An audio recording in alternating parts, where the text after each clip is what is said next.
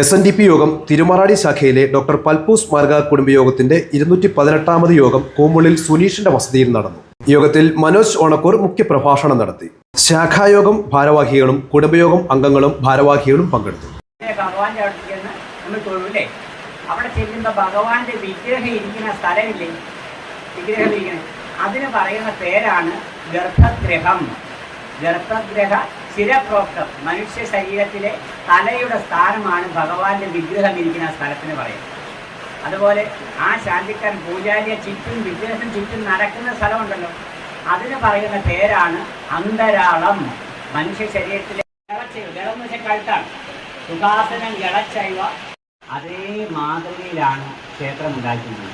അതിന്റെ പ്രമാണം ഇതാണ്: സുഖാസനം ഗളച്ചൈവ ബാഹു ചൈവാർത്ഥ മണ്ഡപം മഹാമണ്ഡപം കുച്ചിസ്യാൽ പ്രാകാരം ജാനുഗംഗയോ.